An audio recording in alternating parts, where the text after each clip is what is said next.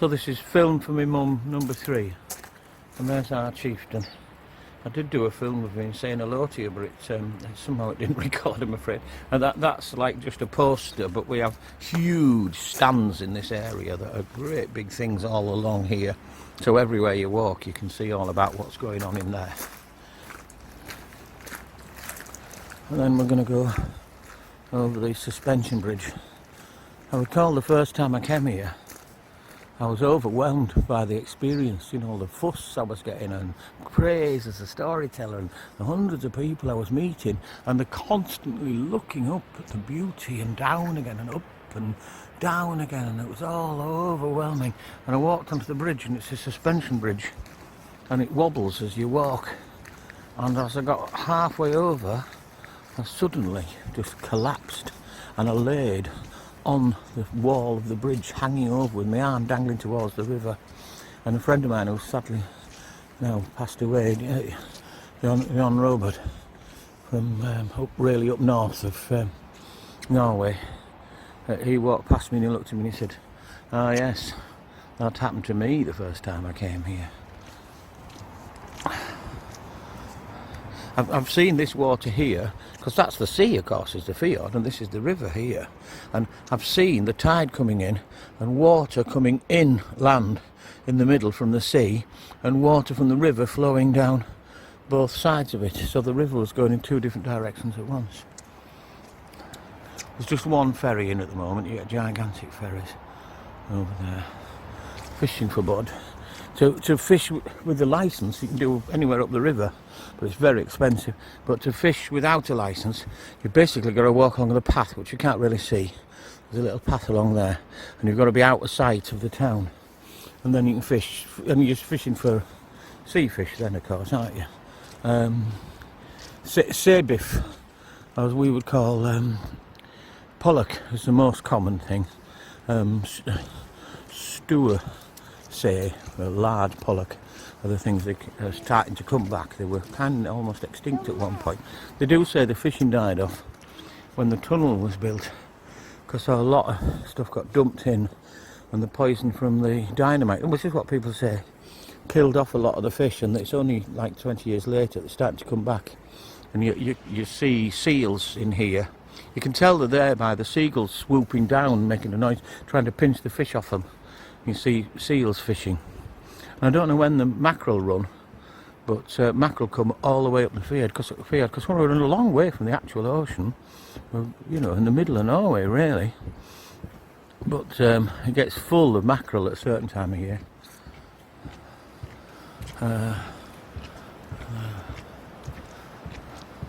I stayed in there in January, and one of those are absolutely lovely. Well, you know, with Heidi, and I've been in them before. And that's what you'd call the hotel, but it doesn't have bedrooms.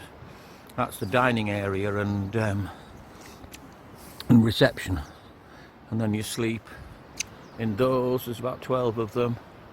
The stuff down there I'll show you in another film later. That's a new dining area there. There were 2, weren't there? I didn't even know there was 2. They've started a seafood restaurant. Camilla was telling me they do wonderful lobster she had. I've only been before that, when the only things I can remember having are the burgers. On an evening, a really good quality burger with sweet potato fries. It was wonderful. And wine back when I drank it.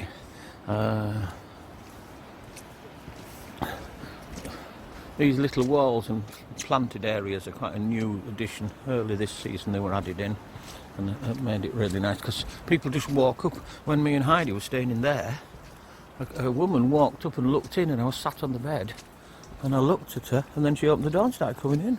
I said, "This is a private bedroom." She said, "Oh, sorry."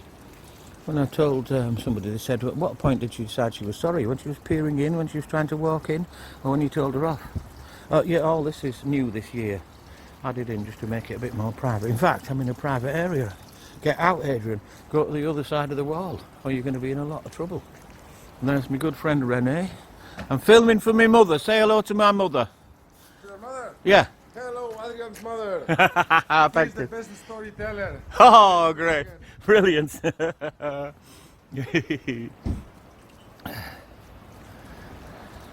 And then this is like the entrance really here.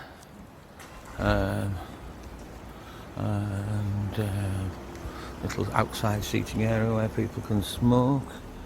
And I'll just pop over to this little round place here. There's some stocks that I've had my picture taken in, and I'd forgotten about them. And then there's a grindhouse or rundhouse or something.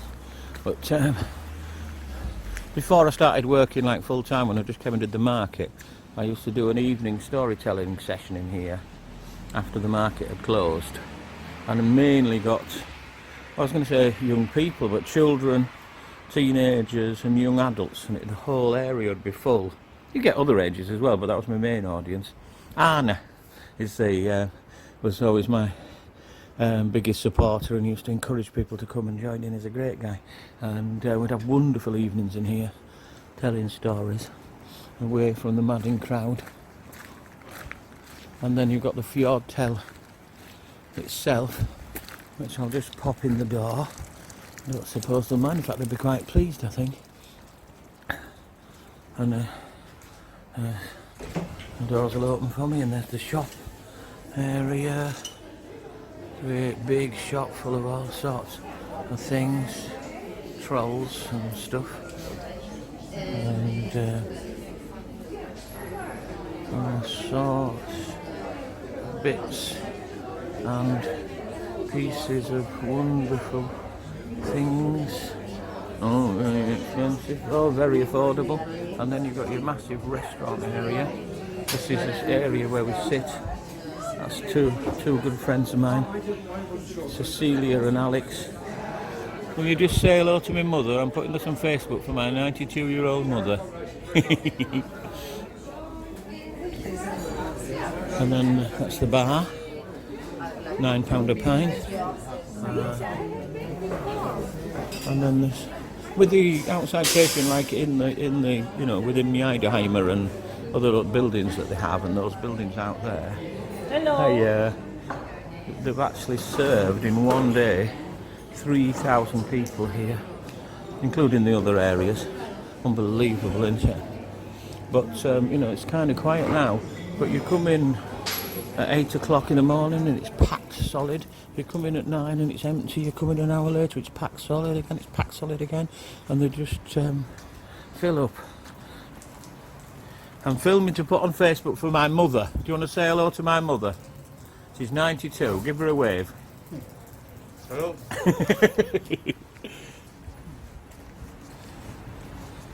And we have many a ceremony where we bless this statue here, because this is Njord, the god of the sea, guiding people here safely. There he is in the grounds. And then we'll go and have a walk and have a look at the ferries. And I never noticed that's a fruit tree there, isn't it? Are the apples? Ooh.